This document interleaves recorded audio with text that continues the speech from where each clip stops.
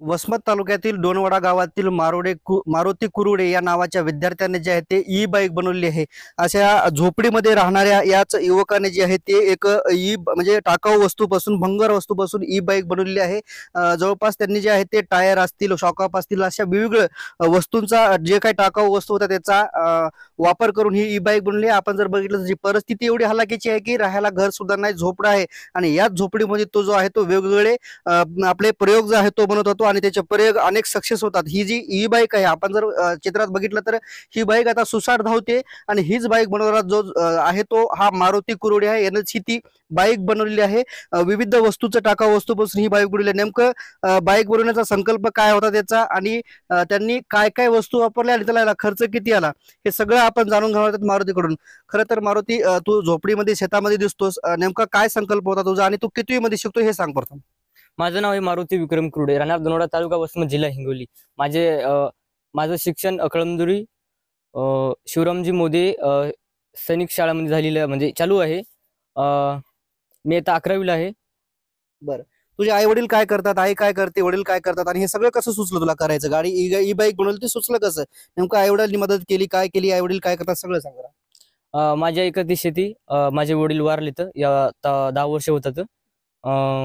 म्हणजे मला एक खर्च आलेला आहे, जे आर्थिक व्यवस्था बरोबर नाही म्हणून मला भाऊजीने हे केला. भाऊजींनी गावातल्या सरपंचांनी मदत केली, आर्थिक मदत. काय काय काय टाकाऊ वस्तू तू या ई बाईक मध्ये वापरल्या आणि ही बाईक पळते किती किती किलोमीटर चालते, कसं आहे सगळ्या बाईकचं? बाईकची टॉप स्पीड बघा 45 आहे. हिला आपण चार्जिंग जर करून जर हे करायचं म्हणलं 60चा ॲव्हरेज देते. पण याच्यामध्ये आम्ही डायनोमा फिट केलेला आहे, पण ते डायनोमा खराब झाल्यामुळे ते हे झाले नाही, करू शकलो नाही आम्ही. बरं, म्हणजे किती बॅटरी आहेत एकूण, सगळं काय काय वापरलं ते सांग ना जरा सविस्तर गाडीमध्ये. एकूण बघा 4 बॅटऱ्या आहेत.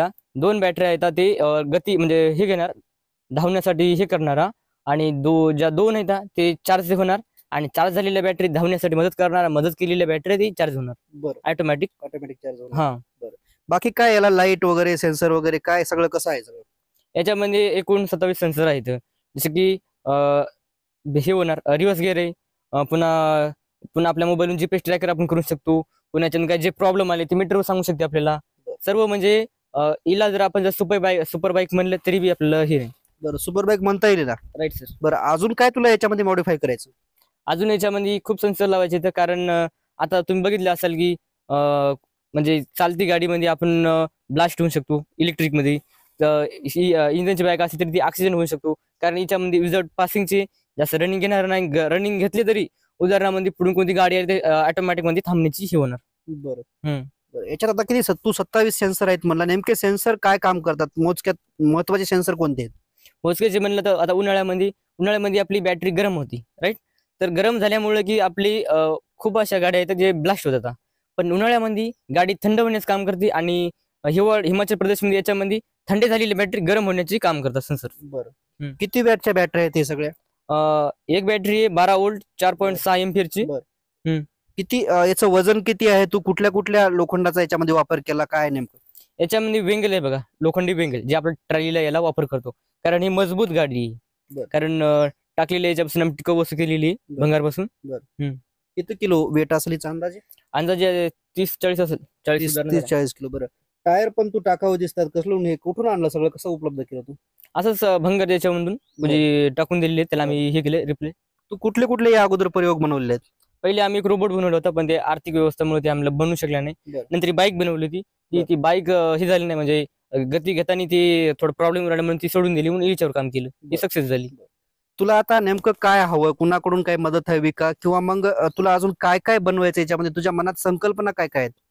माझ्या एवढेच हे आहे की मला सरकारने थोडी आर्थिक व्यवस्थेसाठी मदत करावं, कारण असेच म्हणजे प्रोजेक्ट बनवणार आहे मी पुढचे. काय काय प्रोजेक्ट आहेत तुझे पुढे? 27 सेन्सर, 4 12 वॅटच्या बॅटऱ्या आणि लोखंडी अँगल पासून हीच मारुतीने बनवलेली ही ई बाईक आहे. परिस्थिती हालाकीची आहे. वडील 10 वर्षापासून वारलेले आहेत, तर आई रोज मजुरी करून जे आहे ते या मारुतीला शिक्षण देते. खरं तर मारुतीला अजून काही बरंच बनवायचं आहे, पण मारुतीची परिस्थिती हालाकीची असल्याने मारुती जे आहे ते पुढचे प्रयोग त्याचे बनवू शकत नाही. त्यांना ड्रोन कॅमेरा बनवायचा आहे, की जे की शेतकऱ्यांना शेतीच्या फवारणीसाठी तो कॅमेरा वापरता येईल. ते संकल्प आहे त्याचा, की कॅमेराचा अजून त्याला बरंच काही बनवायचं, मात्र परिस्थिती परिस्थिती हलाखीची असल्याने ते बनवू शकत नाही.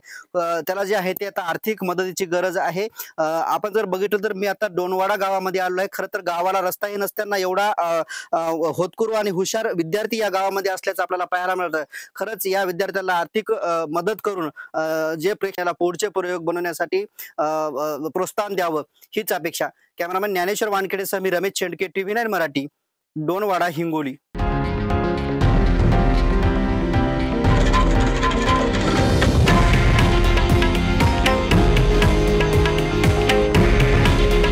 हे आहे देशातील नंबर 1 न्यूज नेटवर्क आणि आपण पाहत आहात TV9 मराठी. काळजी तुमची, हित महाराष्ट्राचं.